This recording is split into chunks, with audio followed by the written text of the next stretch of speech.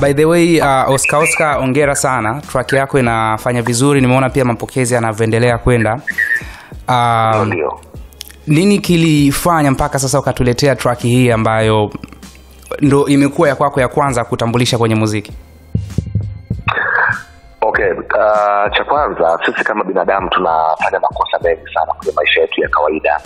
Na kwa bahati mbaya sana ya kwa aina ya makosa ambayo tukiyafanya tunaona kama tumepoteza nafasi ya kuweza kurudi kwa Mwenyezi Mungu. Na tumekuwa kwenye kizazi ambacho kina mchanganyiko wa mabadiliko makubwa sana ya kiteknolojia pamoja na vitu vingine. Huku kwenye upande wa muziki kidogo na hasa kwenye Bongo Flava ni kama watu wamerudi nyuma hivi kwenye kuzungumza matatizo ya kijamii na kuyazungumza kiunaga ubaga.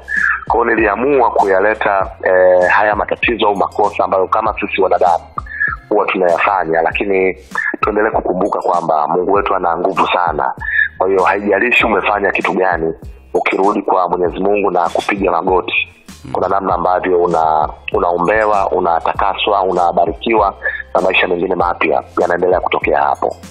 Na idea kumweka Jomakini ilikuwa vipi? Ni yeye mwenyewe ni wewe mwenyewe uliona kabisa Jomakini anakaa hapa ama kuna watu labda walikushauri Jomakini akae? Mimi ni shabiki mkubwa sana wa muziki wetu wa Bongo Flava na hasa kwenye muziki wa hip hop. Jomakini ni moja kati ya wasanii wangu wakubwa ambao nimekuwa nikiwasikiliza miaka na miaka wakati nakuwa wako kina Fit Q, Nako Tunako, unanielewa bwana, na wasanii wengine kina Mwana FA, kina Professor J and the likes, kina Chidi Benz. Mimi kwa sababu napenda muziki wa hip hop, kwa hiyo mtu yote yule ambaye anafanya muziki wa hip hop mimi ni shabiki yake. So kwa ukubwa wa Jomakini na Jomakini ni rafiki yangu, kwa hiyo niliweza kumapproach na kumwambia, kwa sababu hakuwa anajua kama mimi nafanya muziki. Tumekuwa tukienda naye studio na recording ngoma, lakini sijawahi kumuonyesha hicho kama na uwezo wa kufanya. So baada ya kurekodi verse 2 ndipo ambapo nilimtafuta Jomakini na kumuomba aje aniongezee hiyo verse ya mwisho kwa ajili ya kwanza mimi kama shabiki wake, lakini kitu cha pili kuja kuongezea thamani wimbo. Kwa hiyo nafikiri hizo ndio sababu ambazo zilifanya niweze kumtumia Jomakini kwenye ngoma hii. Na reaction yake ilikuwa ni vipi? Kwanza alistuka kwa sababu muda wote tulikuwa tukienda studio akiwa ama anafanya nyimbo zake mwenyewe binafsi au nyimbo za weusi. Kwa hiyo tunaenda studio, wana record, wanafanyaje. Kwa hiyo kwa sababu hakuwa anafahamu, na nilienda na DT speaker, nimeenda na Kijizo Sound, nikaambia sasa nataka leo tukutane mimi na wewe nikusikilizishe kitu. Lakini nilikuwa na nyimbo tayari, nilikuwa nazo ziko kama 10 hivi. Kwa hiyo nilipofika nikampigia nyimbo ya kwanza. Nilipompigia nyimbo hii ya kwanza ilikuwa ni hii ya Uniombee. Akastuka sana na akapongeza kwa sababu alisema hii ni idea mpya. Hivi ni baadhi ya vitu ambavyo vinakosekana kwenye industry yetu. Watu wamekuwa waoga, watu wanaficha maovu, hawataki kusema kama wao ni wakosaji. Kwa hiyo kuja wewe na idea ya kueleza madhambi ambayo mtu anaweza akawa ameyafanya na akatafuta viongozi wetu wa dini kwa ajili ya kwenda kumuombea, nadhani ni idea nzuri na mimi nakusupport. So that was his reaction wakati nimemsikilizisha hii ngoma kwa mara ya kwanza.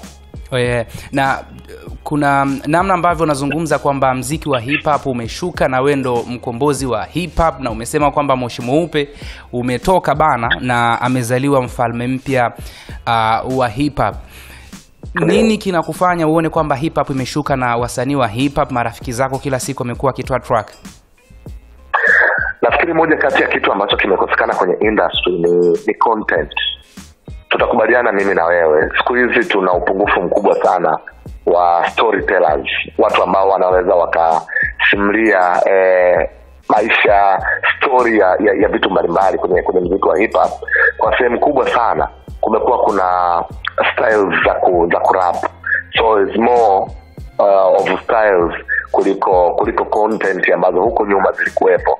Unakumbuka nyimbo kama Bado Nipo ya Mwana FA, unakumbuka Mwanza ya Fit Q, Chochote Popote, Jomakini, Nikusaidiaje, Professor J, huko kwa kina Fande Sele, Chidi Benz, Dar es Salaam Stand Up na vitu vingine kama hivyo. So kimtazamo wangu nadhani kwenye game ya hip hop kila kitu kipo isipokuwa content imepungua kwa kiasi kikubwa sana. Unaweza kusikiliza ngoma ya hip hop na usielewe hata msanii alikuwa anaimba kitu gani humo ndani, lakini kuna style nzuri ambazo zinafanyika, lakini nadhani content haipo. So kwangu mimi kama mwalimu, lakini pia kama mwandishi wa habari na mtangazaji na kama msanii wa muziki wa hip hop, mimi kitu changu cha kwanza huwa ni content. So nafikiri hicho ndicho ambacho kina miss, na kwa sababu Moshi Mweupe umetokea Kaliwa this time, mimi nitaenda kuonyesha umma namna ya kurejesha content ya muziki wa hip hop kwenye tasnia yetu hii ya Bongo Flava. Unawaambiaje watu ambao nadhani disrespect rappers ambao wako kwenye game wa muda ambao wanaendelea kufanya na wale ambao wako sasa hivi? Kwanza hakuna rapper yoyote ambaye disrespect, isipokuwa nimesema industry kwa ujumla. Kuna vitu ambavyo kimtazamo nafikiri vimekosa, na kwangu mimi muziki wa hip hop ni kama mchezo wa mpira wa miguu, ni mchezo wa maoni. Kila mtu anaweza akasema hili ilikuwa ni kona na yule akasema ilikuwa penalty. So kila mtu anaweza akawa sawa, huyu 6 mwingine anasema 9, inategemea tu na mahali ambako umesimama. Kwa hiyo sijamkosea heshima mtu mwingine yoyote, isipokuwa nadhani content yetu imepungua, na kwa sababu Moshi Mweupe umetokea Kaliwa this time, mimi nitakuonyesha namna ya kuleta content kwenye muziki wa hip hop na kiwanda kizima cha Bongo Flava. Okay, video yako pia nimeona kuna namna ambavyo inadiskasika kwamba vitu ambavyo umeviomba kule uombewe na kanisani. It's like kama yani ni kama si kitu kizuri kwa kanisa. Wewe unazungumziaje labda kwenye heshima ya, kuna wengine wanaweza kufikiri kwamba kanisani kwani content kama ile imeimbwa? Kwanza labda niseme kitu kimoja. Hii ni nyimbo ya kutubu. Kama unaamini kwa Mungu, either utakuwa umekwenda msikitini au umekwenda kanisani kwa mujibu wa imani yako. Kwa hiyo kwa sababu tuna viongozi wa dini ambao siku zote wanatuendelea kutufanya sisi kuwa watu wema, kwenye nyumba za ibada ndio mahali pa kukimbilia pale ambapo unadhani umeanguka. Ukisikiliza huo wimbo unazungumza maanguko makubwa sana ya mwanadamu, dhambi nyingi sana ambazo mwanadamu amezifanya. Mahali pekee kama unaamini kwa Mungu unapopaswa kwenda ni kwenye nyumba ya ibada na kwenda kutubu. Kwa hiyo kwa sababu mimi ni Mkristo na nimeanguka dhambini, nimekwenda kanisani kwenda kuomba msaada, kwenda kuombewa. Ndio maana humo ndani unasikia kwenye chorus unatajwa viongozi wa dini, mniombee, nimekosa, nimekuwa kijana muovu, nimefanya matendo yasiyofaa kwenye jamii, mniombee. Kwa hiyo huwezi ukafanya matendo yasiyofaa kwenye jamii halafu ukaenda klabu kwenda kuombewa. Hauwezi ukafanya matendo maovu kwenye jamii halafu ukaenda kwenye madangulo kwenda kuombewa. Unapaswa kwenda kwenye nyumba za ibada na viongozi wetu wa kiimani waweze kukusaidia, kukuongoza, ufanye toba, na baada ya hapo uwe mtu mwema kwenye jamii. Kwa hiyo aina ya wimbo na context hiyo ambayo imetumika ni perfect fit kabisa. Kiuandishi kuna watu wanasema uandishi mbona kama Baba Levo kwenye zile baba la baba na nini. Teki yako labda uandishi amehusika nani? Au Baba Levo kuna namna pia amehusika kama nilivyoona baadhi ya comment? Kwanza Baba Levo hakuwahi kujua kabisa mpaka huu wimbo unatoka. Wakati na tease Baba Levo alikuwa anacheka kama unafuatilia comment. Ni kwa sababu ya urafiki pengine na muunganiko mzuri ambao tumeutengeneza on radio, ndicho ambacho kinawafanya watu waamini yale masiara ambayo tumekuwa nayo mimi na Baba Levo na urafiki wa kwetu. Lakini Baba Levo ni mtu ambaye ameisikia hii ngoma kwa mara ya kwanza, kama ambavyo wewe umeisikia kwenye digital platforms ambako nyimbo nimeiachia jana saa 6 usiku. Kwa hiyo si mtu ambaye alikuwa anafahamu kitu chochote. And by the way, nimesema tena, kuna ngoma nyingi sana ambazo nimekwisha zifanya na zimekwisha kamilika. Ilikuwa ni swala la muda tu. Tunataka kuja kujaribisha. Naposema kwamba Moshi Mweupe umetoka Kaliua, na maanisha Moshi umetoka Kaliua. Jiandae vizuri sana. Kuna nyimbo yangu ya pili inafuata muda sio mrefu. Na uandishi nadhani tunaweza tukaanza kuzungumza na watu lugha ambao tunafanana. Nimeandika kila kitu kwenye nyimbo zote ambazo utazisikia, kuanzia mniombee mpaka hizo nyingine zote ambazo zinafuata. Sawa, tumalize na hii hapa. Hii ilikuwa ni ndoto yako ya muda mrefu na ni kipaji ambacho ulikifanya nyuma, ama ni sasa hivi kwa sababu tayari umeshafanya vizuri kwenye uandishi wa habari, umeona uwe kama baadhi ya celebrities kwamba uingie kwenye muziki sasa na ujaribu karata hii, ama kwako iko vipi?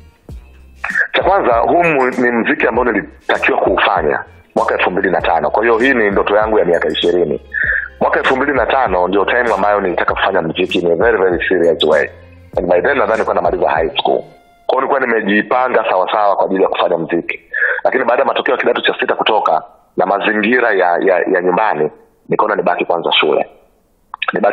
Nitengeneze msingi, na kwa sababu watu wengi sisi na hasa watoto wa kimaskini tumeaminishwa kwamba ukipata bahati ya kwenda shuleni, yani maisha ni shule, yani wasomi ndio wanaenda kutoboa. Ndio maana ukikuta mtoto anaimba bongo flava, anacheza mpira na hajaenda tuition, anaweza akachapwa. Bado jamii yetu haiamini sana kwenye talent, inaamini zaidi kwenye mifumo rasmi. Kwa hiyo haikuja kwa bahati mbaya.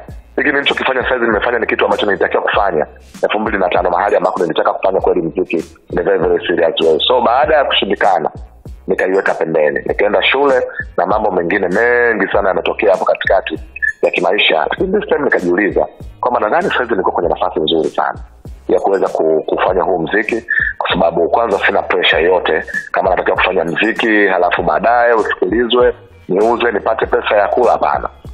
Sasa naweza nikala bila muziki, naweza nikafanya maisha yote bila muziki. Kwa hiyo nitaufanya bila panic, kwa sababu hakuna kitu ambacho kinanikimbiza kuweza kufanya. Kwa hiyo niko kwenye a very very comfort zone ya kuweza kudiscuss nini ambacho naandika, nafanyaje promotion, naendaje kuisaidia jamii yangu, kwa sababu sina kitu chochote kile ambacho kinanisukuma huku nyuma. Kwa hiyo nafikiri kama kuna time ambayo natakiwa kufanya muziki mzuri na kwenye level ya juu, ni this time, kwa sababu sina pressure yote, sina external force ambayo iko behind mimi kuhakikisha kwamba na usogeza huu muziki kuupeleka mbele. Kwa hiyo niko at the very very comfort zone kutimiza zile ndoto zangu za miaka 20 ya nyuma. Na nani unamhofia kwenye game ya hip hop? Hakuna mtu yote ambaye namhofia, lakini na appreciate kuna generation nyingi sana zimebadilika kwenye muziki wa hip hop, kwa sababu ni kama muziki wetu unaenda miaka 25 hivi rasmi, 20-25.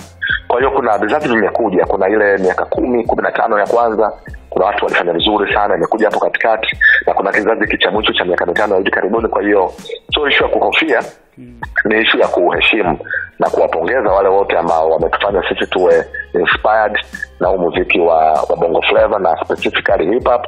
Kwa hiyo pia wapo waliofanya kazi nzuri sana kwenye kuisaidia hii jamii yetu. Ndio maana unaona kuna naibu waziri Mwanaisai ametoka huku kwenye hip hop. Tuko na kina Sugu, kina Professor J wamekwenda bungeni kutoka huku. Tumekuwa na kina Niki wa pili, mheshimiwa mkuu wa wilaya na vitu vingine vingi sana. Kwa hiyo wako watu wengi sana ambao wameweka mkono. Sio issue ya kuogopa mtu au kumhofia, no. Ni issue ya kuheshimu watu waliotangulia na waliopo kwa kazi nzuri ambao wameifanya. Bana, shukrani sana brother Oscar. Pamoja sana.